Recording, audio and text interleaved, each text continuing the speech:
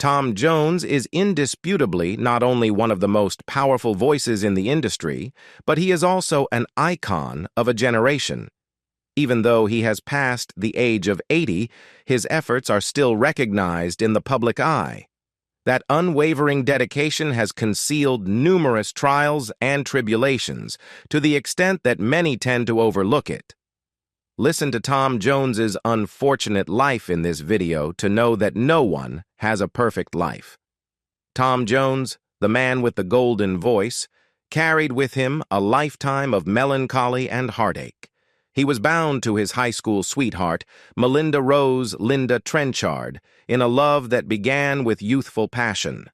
They were mere teenagers when they exchanged vows on the 2nd of March 1957, and it was not a grand celebration but a hurried wedding prompted by Linda's pregnancy. Their son, Mark, arrived into the world shortly after their nuptials, and their young love was forever intertwined with the responsibilities of parenthood. To support his new family, Tom Jones had to take on menial jobs, toiling in construction and even working at a glove factory. It was a life of toil, far removed from the grand stages and adoring fans that would come to define his career. Yet his voice, that powerful instrument, held the promise of a brighter future. Their marriage, though, was marred by the shadows of infidelity. Tom Jones, with his captivating charisma, found himself entangled in affairs, each well-publicized and each a cut to Linda's heart. Yet despite the pain, she clung to her vows, her loyalty unwavering. Time passed, and in April of 2016, the world of music lost a legend, but Tom Jones lost so much more. Linda, his anchor, his love, his rock, succumbed to cancer. Her passing left a void that could never be filled. In her memory, Tom made a solemn decision. He sold their family mansion in Los Angeles, relinquishing not only the grandeur but also the memories they had created there, holding on to only cherished photographs. As if carrying the weight of her dying wish, he moved into a simple apartment in London, the city where they had shared their love. Amidst the grandeur and glamour of his career, there was also a dark side. He admitted to having countless liaisons with groupies, with up to 250 in a year during the peak of his fame. These encounters were fleeting, leaving behind a trail of emptiness and longing. Among his affairs, one was with the famous American singer Mary Wilson, and another with the presenter Charlotte Laws. He even had a liaison with Marjorie Wallace, a former Miss World. But one of the most haunting revelations came from actress Cassandra Peterson, known as Elvira, Mistress of the Dark. She shared a painful and traumatic experience, revealing that she lost her virginity to Tom Jones, an experience that left her in physical agony, requiring stitches. His indiscretions had lasting consequences. In 1987, during a tour in the U.S., a brief affair with model Catherine Berkery resulted in her pregnancy. A legal battle, including DNA testing, established his paternity in 1989. Yet Tom Jones remained distant from his son, singer Jonathan Berkery, showing no interest in meeting the child he had fathered. In his lifetime, Jones faced various challenges, one of which led him to become a tax exile in response to the 98% income tax imposed in the UK after the 1974 election of a Labour government. Seeking refuge in the sun-drenched hills of Los Angeles, he purchased a mansion from Dean Martin in 1976, a place that held both solace and sorrow. It was a home where he may have found respite, but also where he endured the weight of his choices. Amid the glitz and glamour of his career, Tom Jones found a moment of profound connection with his idol, Elvis Presley, in 1965, on the set of Paradise Hawaiian Style. Their friendship was born in the bright lights of Las Vegas, a place where they sang and reveled until the early hours. Their bond remained strong until Presley's untimely death in 1977. A year after his beloved Linda's passing, rumors swirled that he was dating Priscilla Presley, Elvis's former wife. but Tom Jones clarified that their relationship was built on a shared history dating back to the 1960s, and they found comfort in each other's company. In 2015, Tom Jones bared his soul in his autobiography, Over the Top and Back. It was a story not just about his life, but also a chronicle of British pop and light entertainment from the 60s onward. His book, though an honest reflection, couldn't tell readers what they truly yearned to hear. It was a journey through a life marked by successes, infidelities, and heartbreaks, painted with the colors of his experiences. Through it all, he found his way to inversion therapy to maintain his health, a fitting metaphor for a life that had seen its share of ups and downs, both physical and emotional. The sadness in his story is the backdrop to his musical genius, a genius that has touched the hearts of countless listeners and continues to echo through time. Surely you will be very curious about the process of building Tom Jones' career, and this is all about his life. Thomas John Woodward, known to the world as the iconic singer Tom Jones, was born on June 7, 1940, in the modest setting of 57 Kingsland Terrace in Treforest. His parents were Freda Jones and Thomas Woodward, the latter being a hard-working coal miner. Tom's lineage primarily consisted of English heritage, with his maternal grandfather hailing from Wales, his maternal grandmother being born in Wales to English parents from Somerset and Wiltshire, his English paternal grandfather coming from Gloucestershire, and his English paternal grandmother originating from Wiltshire. Tom's early education took place at Wood Road Infant School, followed by Wood Road Junior School, and finally Pontypridd Central Secondary Modern School. Though he attended these institutions, he had a rather tepid interest in conventional education and sports. What set Tom apart was his exceptional singing talent, which became evident from a very young age. He would frequently showcase his vocal prowess at family gatherings, weddings, and as part of his school choir. This marked the beginning of his remarkable journey as a singer. Tom Jones had a challenging period during his childhood. At the age of 12, he was diagnosed with tuberculosis, a serious and potentially life-threatening illness. This ailment forced him into a prolonged period of bed rest for 2 years. As he later recollected, "I spent 2 years in bed recovering. It was the worst time of my life." During this time of confinement and physical limitation, he found solace in music and art. With little else to do, he immersed himself in the world of music, listening to a wide range of songs and drawing to pass the time. Tom Jones, renowned for his powerful and distinctive voice, possessed a full-throated, robust baritone that would become a hallmark of his singing career. However, in his youth, he considered himself a tenor. As he explained, the aging process had altered his vocal range, stating, "What you lose on the top end, you gain on the bottom end. I used to be able to hit a top C when I was young, now it's a B-flat." In 1963, Tom Jones embarked on his journey into the world of music by becoming the frontman for a Welsh beat group known as Tommy Scott and the Senators. They quickly gained a local following and established a reputation in South Wales. The following year, they recorded several solo tracks with the renowned producer Joe Meek. Despite Meek's efforts to secure a record deal, success remained elusive. However, their fortunes took a turn in 1964 when Decca producer Peter Sullivan discovered Tommy Scott and the Senators performing in a club. He introduced them to manager Phil Solomon, but their partnership was short-lived, and the group continued to perform gigs in South Wales. It was during this time that Tom Jones crossed paths with Gordon Mills, who eventually became his manager. Mills saw potential in Jones and decided to introduce him to the London music scene. Gordon Mills even renamed him Tom Jones, capitalizing on the popularity of the Academy Award-winning 1963 film of the same name. With Mills's support, Tom Jones secured a recording contract with Decca. His first single, Chills and Fever, was released in late 1964, but it failed to chart. However, his follow-up single, It's Not Unusual achieved international success after being promoted by offshore pirate radio station Radio Caroline. This marked the beginning of Tom Jones's rise to stardom. The year 1965 became a turning point in Tom Jones's career. It's Not Unusual reached #1 in the United Kingdom and the top 10 in the United States.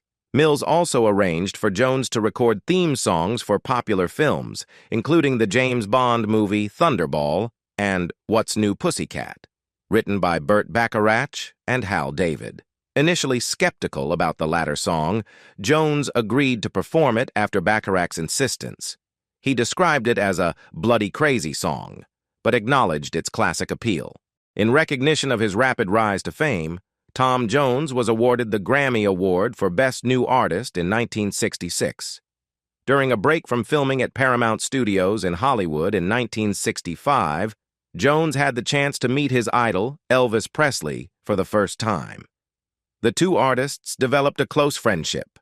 As the late 1960s approached, Jones's popularity began to wane, prompting Gordon Mills to rebrand him as a crooner and diversify his musical repertoire.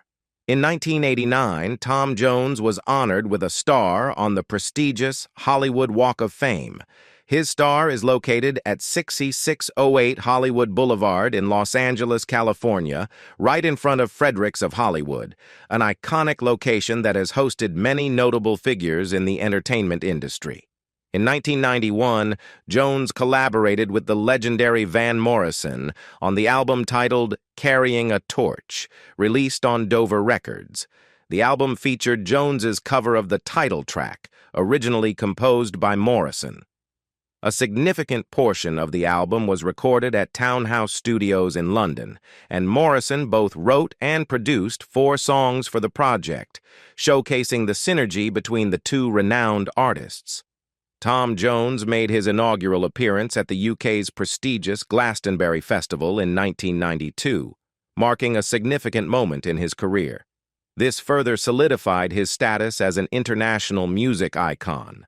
In 1997, Tom Jones recorded a cover of Randy Newman's song, You Can Leave Your Hat On, for the soundtrack of the film The Full Monty, contributing to the movie's memorable and impactful soundtrack. The entertainment world beckoned once more in 1996 when Tom Jones appeared as himself in Tim Burton's science fiction comedy film Mars Attacks. In a memorable scene, Jones is seen performing on stage when aliens attack, and he manages to escape with a gun, making for a comically heroic moment in the film. The album achieved remarkable success, reaching #1 on the UK charts and selling over 4 million copies worldwide. Several singles from Reload also charted in the UK's top 40. Among these, Sex Bomb became the standout hit, reaching #3 on the UK singles chart in early 2000, solidifying Tom Jones's enduring appeal and relevance in the world of music. In the year 2000, Tom Jones received a prestigious invitation from the President of the United States, Bill Clinton. He was asked to perform on New Year's Eve at the 2000 Millennium Celebrations in Washington, D.C., marking a significant moment in his career. This invitation underscored his international appeal and recognition as a legendary performer. In the same year, Jones received multiple honors for his outstanding work. He was presented with a Brit Award for Best British Male, further solidifying his status as one of the most revered artists in the British music industry. Additionally, he took on a unique role as the new voice of Australia's National Rugby League, lending his distinctive voice to an advertisement campaign promoting the 2000 season. In 2002, Tom Jones released the album Mr. Jones, which was notably produced by Haitian-American rapper Wyclef Jean. The album and its first single, Tom Jones International, achieved success by becoming top 40 hits in the UK, demonstrating Jones's continued relevance in the music industry. His contributions to music were celebrated in 2003 when he received the Brit Award for Outstanding Contribution to Music, a testament to his enduring impact on the industry. The following year, in 2004, Tom Jones performed You Can Leave Your Hat On with the Pussycat Dolls and Carmen Electra during the 7th annual VH1 Divas concert. This was a unique collaboration, as he was the only male guest performer among an impressive lineup of female artists, including Patti LaBelle, Gladys Knight, and Debbie Harry. His cover of Kiss was also featured in an 80s finale medley, showcasing his versatility and appeal across generations. On May 28, 2005, Tom Jones celebrated his upcoming 65th birthday in a special way by returning to his hometown of Pontypridd, Wales, to perform a concert in Ynni Sangharad Park.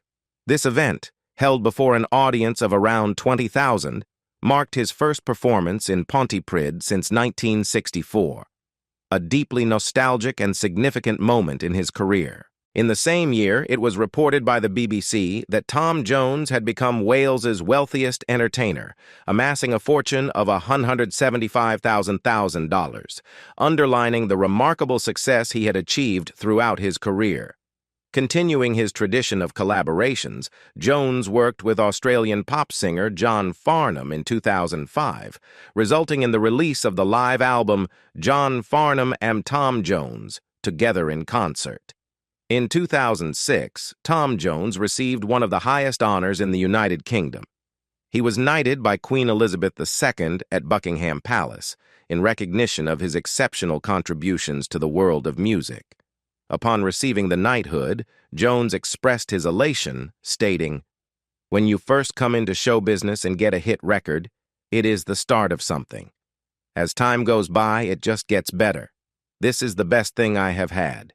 It's a wonderful feeling, a heady feeling, encapsulating the significance and pride he felt in being recognized as Sir Tom Jones." In July 2007, Tom Jones was one of the prominent artists to perform at Wembley Stadium during the concert for Diana.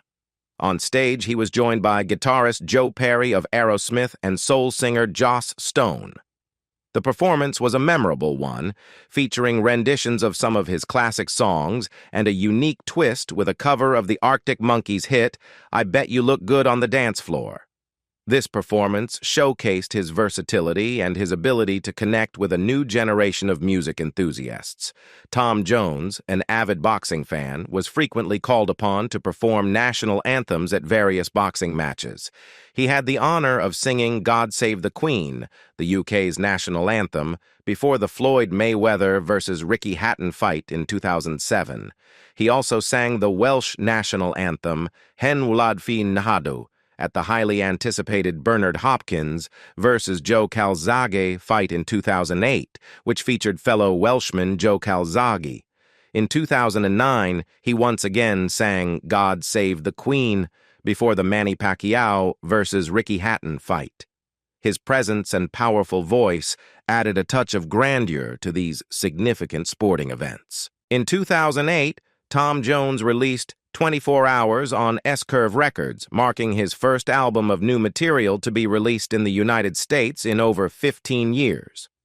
Despite approaching his 70th birthday, Jones continued to maintain a rigorous performance schedule with over 200 shows a year. He embarked on a world tour to promote the album, emphasizing that he still had the fire within him and aspired to remain a formidable contender in the music industry.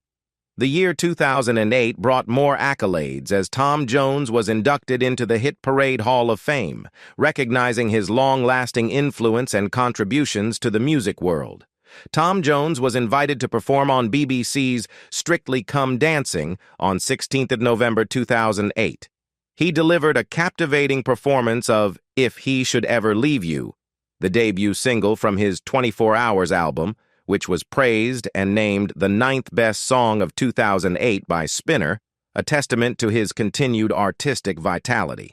In February 2009, Jones participated in an exclusive performance with Vincent Moon, singing 3 songs live in front of a camera in a New York hotel room, showcasing his enduring passion for live music. March 2009, marked another significant milestone in Tom Jones's career when he reached the top of the UK music charts for the third time with a cover of Islands in the Stream. He sang this duet with Ruth Jones, Rob Brydon, and Robin Gibb, who co-wrote the original song with his brothers Barry and Maurice. This record was inspired by the song's feature in the popular BBC sitcom Gavin and Stacey and was released in support of comic relief.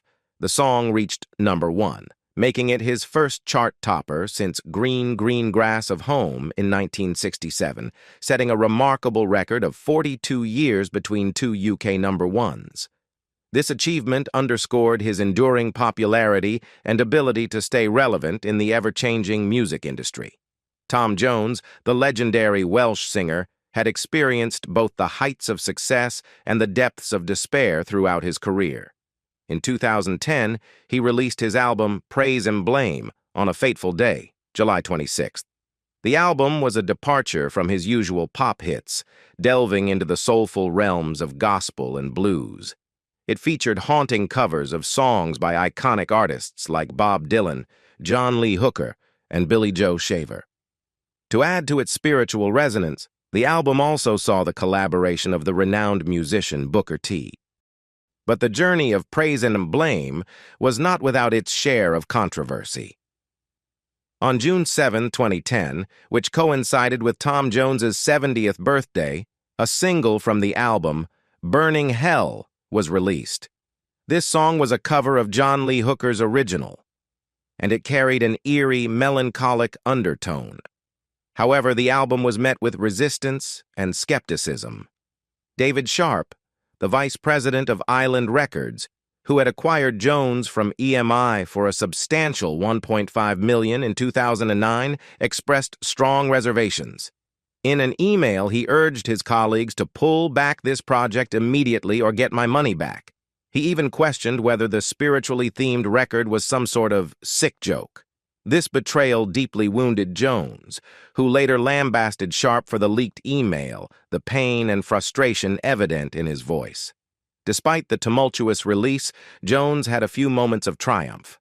In July 2010, he appeared on the penultimate episode of Friday Night with Jonathan Ross. There, he delivered a soul-stirring performance of Burning Hell, his raspy voice echoing through the airwaves. And in August, Praise and Blame defied the critics, debuting at #2 on the UK album chart. This resurgence was a testament to Jones's timeless talent and the enduring connection he had with his fans. By 2010, he had already sold over 100 million records, a testament to his enduring appeal. Jones didn't stop there. He continued to touch hearts with his music.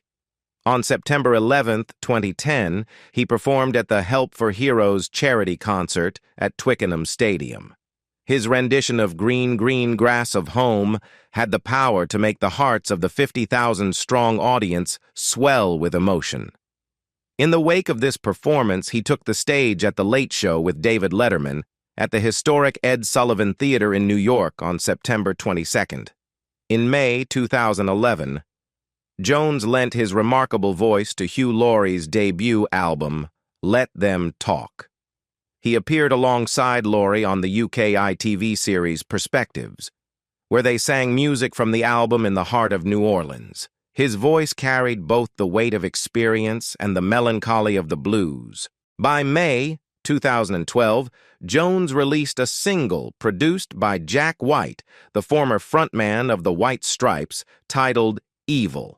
This raw and gritty track found its way to the shelves of independent record shops, including the iconic Spiller's Records in Cardiff, a shop that held a special place in Jones's heart from his childhood.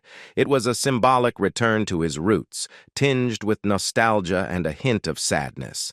Jones's career took a surprising turn when he joined the coaching panel of the BBC talent show The Voice UK in 2012. This gave him a chance to share his wealth of experience and mentor young talent. Despite his success on the show, he had to weather the disappointment of not being renewed for the 2016 season, and he publicly criticized the BBC for their lack of consultation. Throughout these years, Jones continued to release music, with the album Spirit in the Room, in May 2012.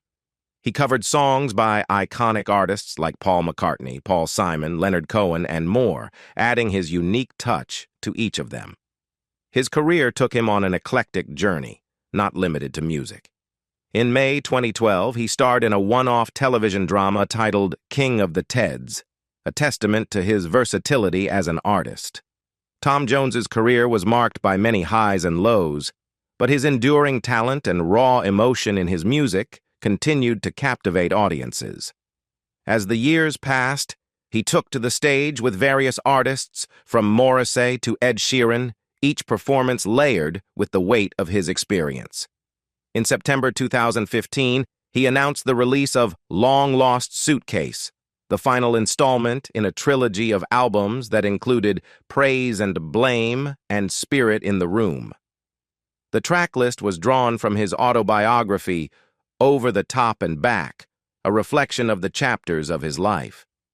In November 2015, he stood alongside Rob Brydon in a special 90-minute show for BBC's Children in Need, showcasing his enduring appeal. And in December 2015, he appeared on the BBC's Jules annual Hootenanny, where he duetted with the legendary Paul Weller, leaving a lasting impression on viewers. The 2010s were marked by Tom Jones's resilience, his willingness to adapt, and his undying passion for music.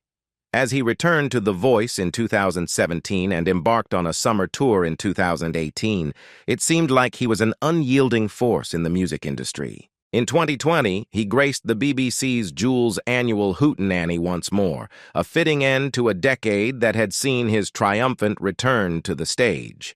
With his duets alongside Jules Holland and Celeste, it was a poignant reminder of his timeless appeal. Tom Jones's story, filled with its share of highs and lows, was a testament to the enduring power of music and the soul.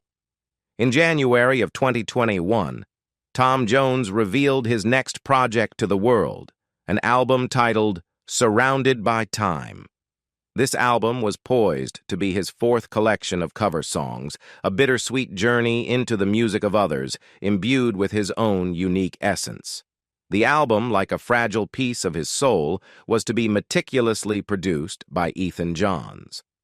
Alongside this announcement, he released a new single, a poignant rendition of Todd Snider's Talking Reality Television Blues.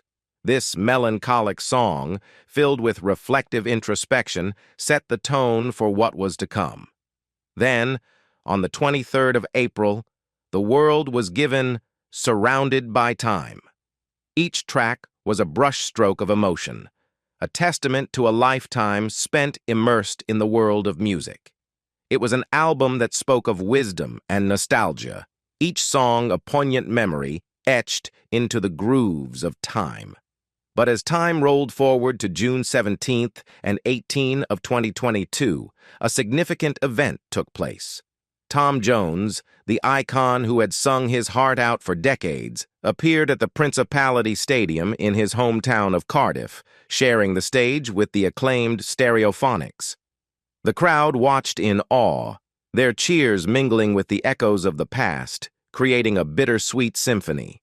On the second night, their Saturday concert was broadcast live on BBC Two, a poignant reminder of the magic of live performances. Then came a moment that would touch the hearts of many. On September 3rd, 2022, Tom Jones took the stage on The Voice UK. There, he performed I Won't Crumble With You If You Fall, a song from his Surrounded by Time album. But this performance was different. It was suffused with a profound sadness. After the song, he opened up about its meaning, his voice trembling with raw emotion. He revealed that his wife had been battling lung cancer, a battle she couldn't win. In the face of her illness, he was the one who had always been there to fix things, to hold her up. But she had told him, with the strength only found in the face of death, "You can't crumble with me.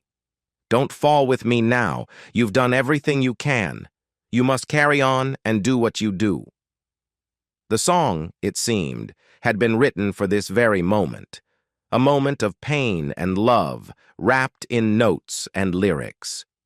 Within 24 hours, the song had climbed to the top of the UK iTunes chart, a testament to the collective sorrow that listeners shared with the man who had given them so much through his music. I Won't Crumble With You If You Fall debuted at number 3 on the UK official singles downloads chart on September 9, 2022, a poignant reminder of the power of music to connect, heal, and share the deepest of emotions. What do you think about the sad life of Tom Jones? Leave us your comments in the section below. We hope you have found this helpful video.